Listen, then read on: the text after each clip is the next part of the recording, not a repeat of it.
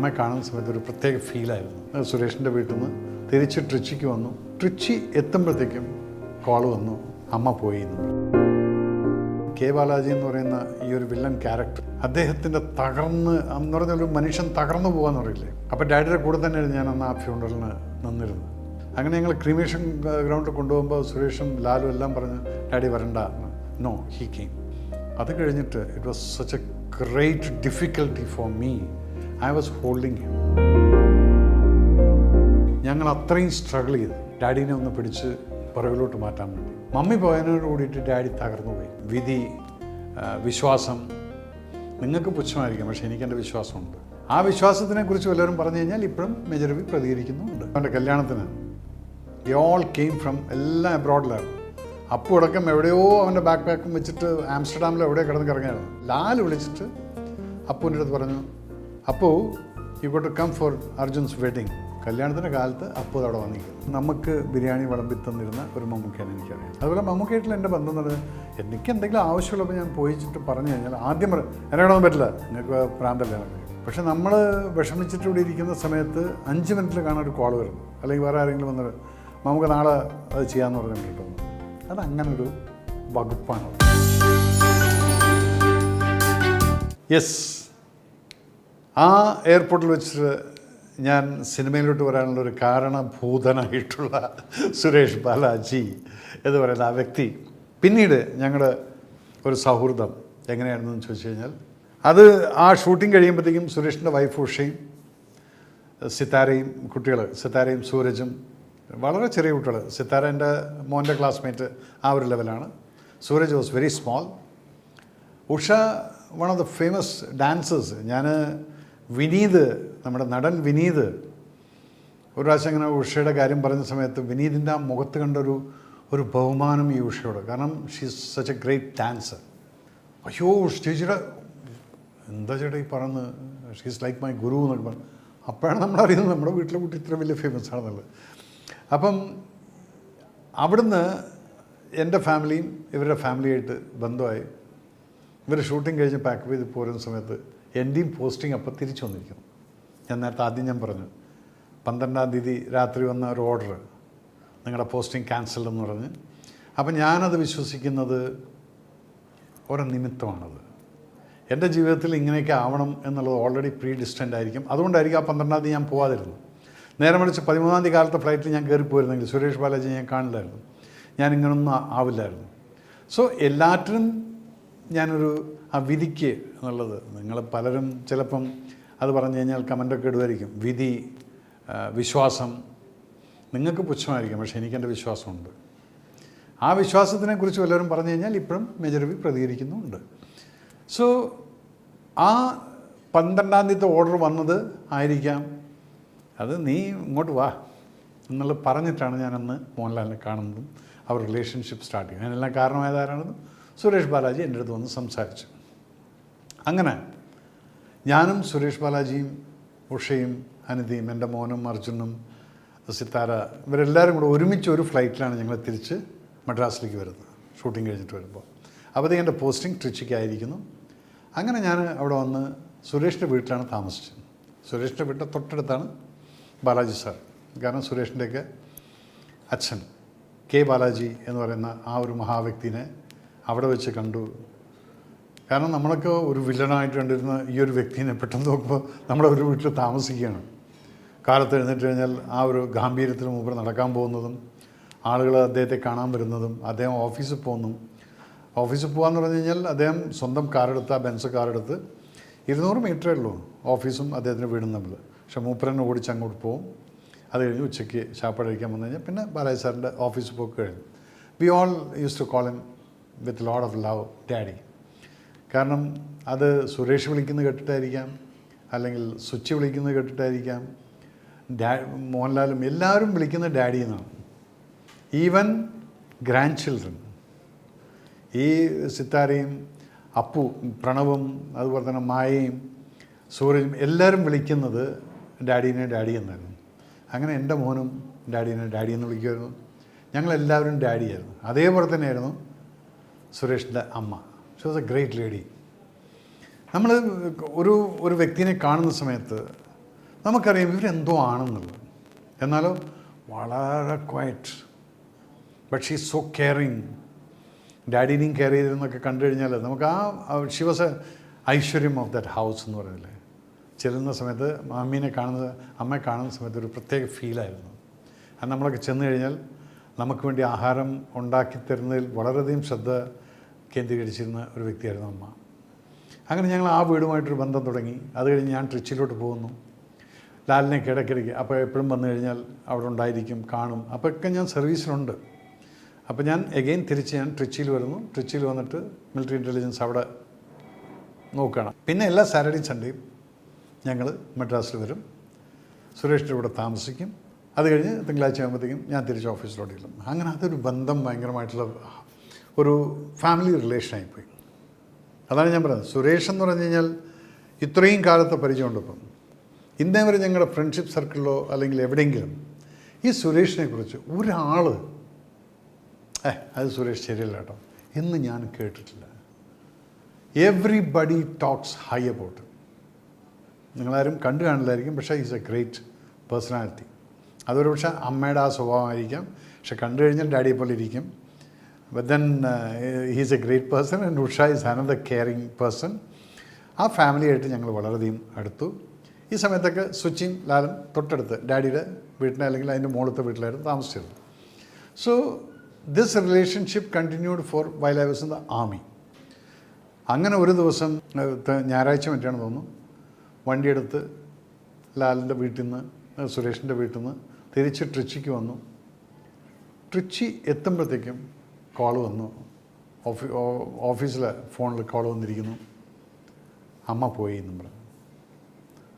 അപ്പം തന്നെ ഞങ്ങളെല്ലാവരും തിരിച്ച് അങ്ങോട്ട് ചെന്നു.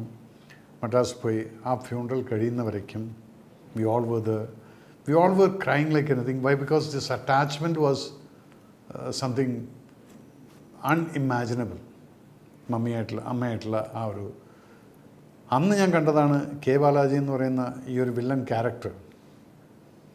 അദ്ദേഹത്തിൻ്റെ എന്ന് പറഞ്ഞ ഒരു മനുഷ്യൻ തകർന്നു പോകാന്ന് പറയില്ലേ. അപ്പോൾ ഡാഡിയുടെ കൂടെ തന്നെയായിരുന്നു ഞാൻ അന്ന് ആ ഫ്യൂണറലിന് നിന്നിരുന്നത്. അങ്ങനെ ഞങ്ങൾ ക്രീമേഷൻ ഗ്രൗണ്ടിൽ കൊണ്ടുപോകുമ്പോൾ സുരേഷും ലാലും എല്ലാം പറഞ്ഞ് ഡാഡി വരണ്ട. No, he came.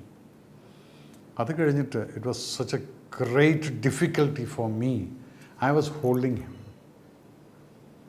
ആ ക്രീമേഷൻ, ഇത് ഇലക്ട്രിക് ക്രീമേഷൻ്റെ ഇതായിരുന്നു. അതിനകത്തോട്ട് മമ്മിയുടെ ബോഡി അങ്ങ് പോകുന്ന സമയത്ത് ഞങ്ങൾ അത്രയും സ്ട്രഗിൾ ചെയ്തു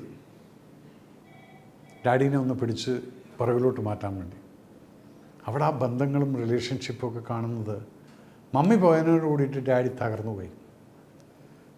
because everything he was depending on mummy. ഇതാണ് മോഹൻലാലിൻ്റെ വൈഫിൻ്റെ ഫാമിലിയെക്കുറിച്ച് പറയുന്ന സമയത്ത്, സുച്ചിയുടെ ഫാമിലിയെക്കുറിച്ച് പറയുന്ന സമയത്ത്. ഇതേ സമയം ഈക്വലായിട്ട് പലപ്പോഴും ട്രിവാൻഡ്രത്തേക്ക് വരുന്ന സമയത്ത് ഞാൻ ലാലിൻ്റെ അമ്മയെ പോയി കാണും. What A great lady he was. ഇത് അച്ഛനെയും കാണുന്നുണ്ട്.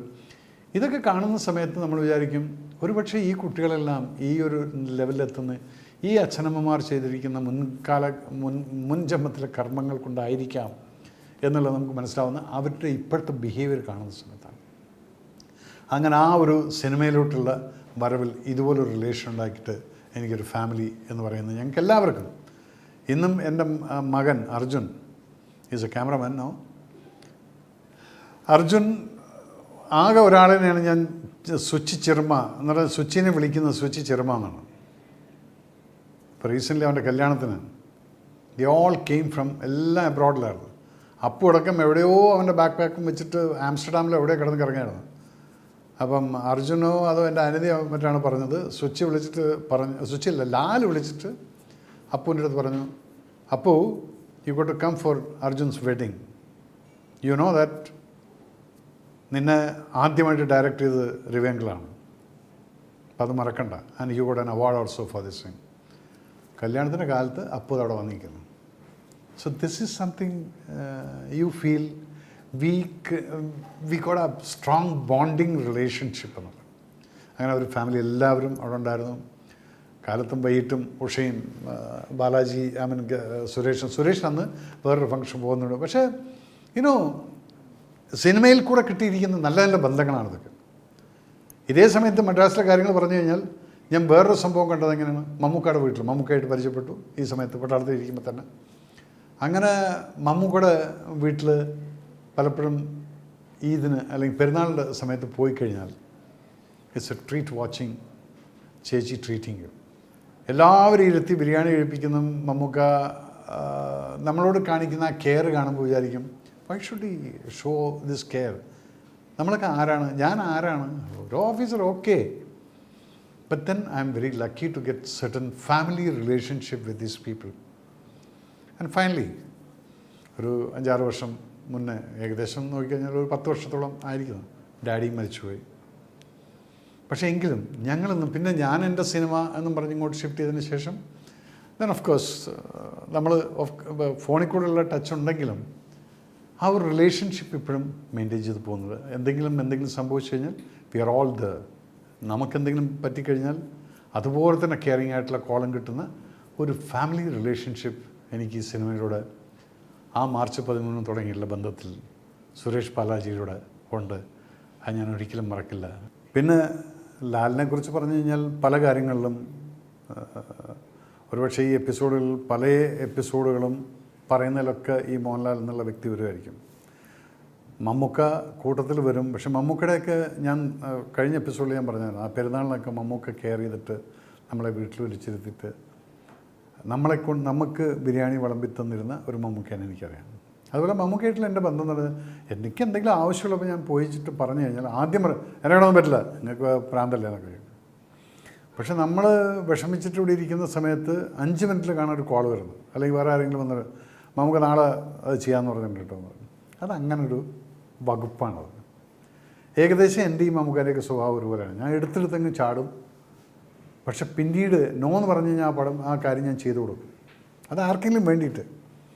അപ്പം അങ്ങനെയുള്ളൊരു വ്യക്തി ഇവിടെ മോഹൻലാലിൻ്റെ ചില വാക്കുകൾ അല്ലെങ്കിൽ ഞങ്ങൾ തമ്മിലൊരു അണ്ടർസ്റ്റാൻഡിങ് എന്ന് പറയുന്നത്, ഇതിനിടയ്ക്ക് ഞാൻ ഉണ്ണിമൂന്നിനെ വെച്ചിട്ട് 2ാമത്തെ പടം 3ാമത്തെ പടം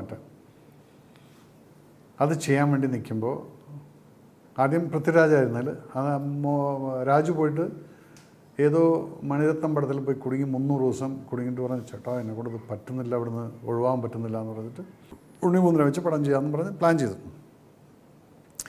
അങ്ങനെ ലാലിൻ്റെ വീട്ടിൽ തേവരയിലിരുന്ന് ഇങ്ങനെ വെറുതെ സംസാരിച്ചു, അണ്ണാ ഞാനിങ്ങനൊരു പടം ചെയ്യാൻ പോകുന്നുണ്ട്, എന്താ കഥ എന്ന് വെച്ചു. നമ്മൾ സുനിൽ പരമേശ്വരൻ്റെ കഥയാണ്, അപ്പോൾ അത് ഇതാണെന്ന് പറഞ്ഞു. അപ്പം ഞാൻ ലാലിങ്ങനെ കേട്ടുകൊണ്ടിരിക്കുന്നത്, ഞാൻ അങ്ങനെ കഥ പറഞ്ഞ് പോയിട്ട് ഒരു സ്ഥലത്തെത്തിയപ്പം അതിങ്ങനെ നോക്കിയിട്ട് കഥയെല്ലാം തീർത്ത് പറഞ്ഞു, അണ്ണാ അതിനകത്ത് ഒരു സീൻ പറഞ്ഞില്ലേ അമ്മയുടേത്? ആ അതെ, അതിനകത്തൊരു സീനുണ്ടായിരുന്നു. അത് എങ്ങനെയാണെന്ന് വെച്ചാൽ ഈ മന്ത്രവാദം, ഈ മാടൻകൊല്ലി എന്ന് പറയുന്ന മന്ത്രവാദി നമ്മുടെ ഹീറോ ക്യാരക്ടറിൻ്റെ അകത്ത് കയറി കഴിഞ്ഞിരിക്കുന്നു.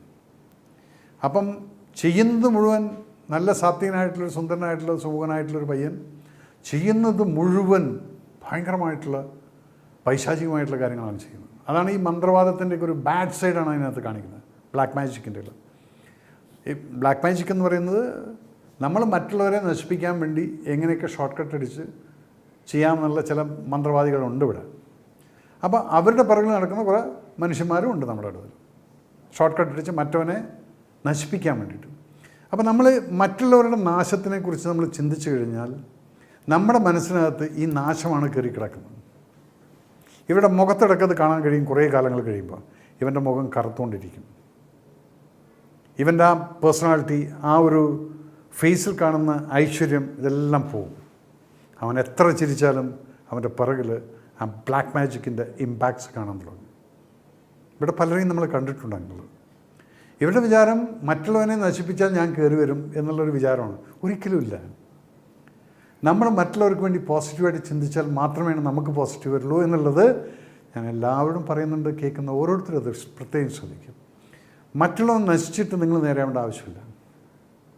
അവരിയ്ക്കുന്ന സമയത്ത് നമുക്ക് കയറി പോകാൻ പറ്റുന്നത്, അതാണ് നിങ്ങളെന്ന് പറയുന്ന ഒരു വ്യക്തിയുടെ ഇൻഡിവിജ്വാലിറ്റി എന്ന് പറയുന്നത്.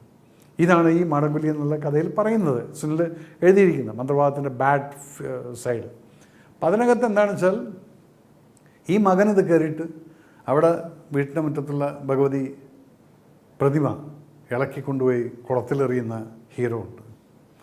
അത് എറിയുന്ന സമയത്ത് അമ്മ വന്നിട്ട് കാല് പിടിക്കും. കാല് പിടിക്കുമ്പോൾ ഈ അമ്മയുടെ നെഞ്ചത്ത് ചവിട്ടുന്ന ഹീറോ ഉണ്ട്. ചവിട്ടി അമ്മയെ വീഴ്ത്തും. വീഴ്ത്തിയിട്ട് അമ്മ തലയടിച്ചിട്ട് അവിടെ മരിച്ചുകൊണ്ടിരിക്കുക എന്നുള്ള അറിയാതെ പോലും ഈ മകൻ ഈ വിഗ്രഹം കൊണ്ടിട്ട് കുളത്തിലെറിയാണ്. അത് കഴിഞ്ഞ് തിരിച്ചു വന്നിട്ട് അമ്മ അവിടെ കിടപ്പുണ്ട്. ആളും മേളം കൂടുന്ന സമയത്തും ഒരു വിധത്തിലുള്ള വികാരവുമില്ലാതെ തിരിച്ചു പോയി ഈസി ചെയറിൽ പോയി കിടന്ന് മുറുക്കാമ്പട്ടിയിൽ നിന്ന് വെറ്റ്ലയും പാക്കും എടുത്ത് പായലിട്ട് മുറുക്കിക്കൊണ്ടിരിക്കുന്ന hero. You imagine the visualization. Easy ചെയറിൽ കിടക്കുന്ന ഹീറോ കാല് ഈസി ചെയറിൻ്റെ കൈയിൻ്റെ മുകളിൽ കയറ്റി വെച്ചുകൊണ്ട് താളം പിടിച്ചുകൊണ്ട് മുറുക്കിയിരിക്കുന്നു. മുന്നിൽ നാട്ടുകാരെല്ലാം ചേർന്ന് ശവസംസ്കാരത്തിൻ്റെ ഒരുക്കങ്ങൾ നടന്നുകൊണ്ടിരിക്കുകയാണ്. അമ്മയുടെ സ്വന്തം അമ്മയുടെ. ഈ സമയത്ത് പോലും ഈ ബ്ലാക്ക് മാജിക്ക് കയറിയിട്ടുള്ള ഈ ഹീറോ എന്ന് പറയുന്ന നമ്മുടെ വ്യക്തിക്ക് മനസ്സിലാവുന്നില്ല സ്വന്തം പെറ്റമ്മയാണ് ആ പോകുന്നതെന്നുള്ളത്. ഇതാണ് the bad side of black magic എന്നുള്ളത്. അങ്ങനെ അതവിടെ ഇങ്ങനെ ഇരുന്ന് കൊട്ടിക്കൊണ്ട് ഈ അമ്മ പോകുന്ന സമയത്ത് ഗിരീഷ് ഒരു പാട്ട് എഴുതിയിട്ടുണ്ടായിരുന്നു. അത് ഞാൻ ഗിരീഷിൻ്റെ തോന്നുന്നു, ഗിരീഷ് ഇവിടെ ഡയറക്ടേഴ്സ് പോയിൻ്റ് ഓഫ് വ്യൂവിൽ എനിക്കൊരു പാട്ട് വേണമെന്നത്. അപ്പം ഗിരീഷും ഞങ്ങൾ ഗുരുവായൂരുന്നതിനായിരുന്നു ആ പാട്ട് എഴുതിയത്. അതിലെഴുതിയ പാട്ടിൻ്റെ വരികൾ ആ പാട്ടിന്ന് എൻ്റെ കയ്യിൽ ഇരിപ്പുണ്ട്. അമ്മ തന്ന മുലപ്പാൽ മറന്നോ, കാതിലോതിയ പാട്ടും മറന്നു, അരുതേ മകനെ അരുതേ എന്നും പറഞ്ഞു. എന്ന് പറഞ്ഞാൽ ഇനി മേലെങ്കിലും നീ ഒന്ന് ഉണര്, എൻ്റെ അമ്മയാണ് ആ പോകുന്നത്. നിനക്ക് മുലപ്പാലത്തിൽ നിന്ന് ഊട്ടിയ അമ്മയുടെ ശവസംസ്കാരം നടക്കുകയാണ്, നീ ഇങ്ങനെ നോക്കിക്കൊണ്ടിരിക്കുകയാണോ എന്ന് പറയുന്ന ആ ഒരു വരികൾ.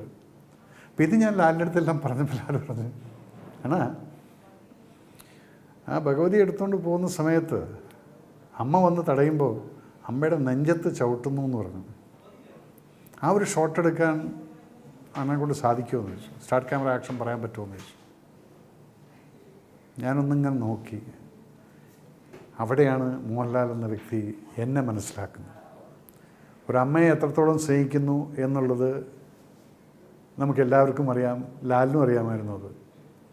അതേപോലെ തന്നെയാണ് ലാലും അമ്മയെ സ്നേഹിക്കുന്നത്. അപ്പം ലാല് ചോദിച്ചത് ഇതാണ്, അത് അണ്ണനെ കൊണ്ട് സ്റ്റാർട്ട് ക്യാമറ ആക്ഷൻ പറയാം. അന്നത്തെ അവസ്ഥയിൽ എനിക്കത് പറ്റുമായിരുന്നില്ല. കാരണം അമ്മ മരിച്ചിട്ട് ഹാർഡ്ലി 3 വർഷം 4 വർഷം മറ്റേ ആയിട്ടായിരുന്നു. ഞാൻ വേഗം പ്രൊഡ്യൂസറിൻ്റെ അടുത്ത് വിളിച്ച് പറഞ്ഞു, വൈശാഖ രാജേട്ടനായിരുന്നു. രാജേട്ടൻ എൻ്റെ അഡ്വാൻസ് തിരിച്ചു വാങ്ങിച്ചേക്കുക, നമ്മൾ ഇത് നടക്കുമെന്ന് എനിക്ക് തോന്നുന്നില്ല എന്ന്. രാജേട്ടൻ ഒന്നും പറഞ്ഞില്ല. അഡ്വാൻസ് ഒന്നും വേണ്ട മേജറെ, അഡ്വാൻസ് വെച്ചേക്കോ, അത് പ്രശ്നമില്ല, നമ്മളത് ഇവിടെ തന്നെ ഇങ്ങനെ നിർത്തിയല്ലോ, വേറെ ഒന്നും ഉണ്ടായിട്ടില്ലല്ലോ എന്ന്. ഇല്ല, അങ്ങനെ ആ പടം ഒരിക്കലും നടന്നിട്ടില്ല. അത് ആ പടത്തിന് നല്ല സ്കോപ്പുള്ളൊരു സബ്ജക്റ്റാണ്. എപ്പോൾ നോക്കിക്കഴിഞ്ഞാലും ഇന്നൊക്കെ കണ്ടിരിക്കാനും അതിൻ്റെയൊക്കെ ഒരു വിഷ്വലൈസേഷൻ ഞാൻ വേറൊരു രീതിയിൽ മനസ്സിൽ വിചാരിച്ചായിരുന്നു. അതിനകത്ത് എൻ്റെ ഇൻട്രസ്റ്റ് എന്താണെന്ന് വെച്ചാൽ പട്ടാളപ്പടം ചെയ്യുന്ന ഞാൻ ഇങ്ങനൊരു പടം ചെയ്തു എന്നുള്ളതിൻ്റെ മുകളിലാണ് ഞാനത് ഇനിഷ്യേറ്റീവ് എടുത്തിട്ട് ആ കഥ എടുത്തത്. സുനിലുമായിട്ട് ഞാൻ നല്ല ബന്ധമാണ്. അപ്പം അത് നടന്നില്ല. ബിക്കോസ് ആ ഒരു വാക്ക് നമ്മൾ ചില സ്ഥലങ്ങൾ സാധിക്കുമോ എന്ന് ചോദിച്ചാൽ ലാലിന് ഡൗട്ടുണ്ടായിരുന്നു. ഞാനൊന്ന് പതറിപ്പോയി കളയുന്നുള്ളൂ. So certain things understanding. നമ്മൾ ബന്ധങ്ങൾ പലപ്പോഴും നമ്മൾ മറ്റുള്ളവർക്ക് വേണ്ടിയിട്ട് ചെയ്യുന്ന സമയത്ത് മറ്റുള്ളവരെക്കുറിച്ച് നമ്മൾ അറിയണം. എൻ്റെ ഏറ്റവും സുഹൃത്ത് അവൻ ആരാണ്, അവനെ എനിക്ക് ഡിപ്പെൻഡ് ചെയ്യാൻ പറ്റും. ഞങ്ങൾ ഡെയിലി വിളിയും ഒച്ചമ്പാടൊന്നുമില്ല, പക്ഷെ കാണുന്ന സമയത്ത് കുറേ കാര്യങ്ങൾ അങ്ങോട്ടും ഇങ്ങോട്ടൊക്കെ എക്സ്ചേഞ്ച് ചെയ്യും. അല്ലെങ്കിൽ ചില കാര്യങ്ങളിൽ സംശയം ഉണ്ടെങ്കിൽ എന്നെ വിളിക്കും, ഞാൻ അങ്ങോട്ടും അതുപോലെ തന്നെ അഡ്വൈസ് കൊടുക്കാറുണ്ട്. അപ്പം ആ ഒരു വാക്കിൻ്റെ മുകളിൽ എന്നെ ഉണർത്തി. Yes, he is saying I cannot do it and I didn't do it.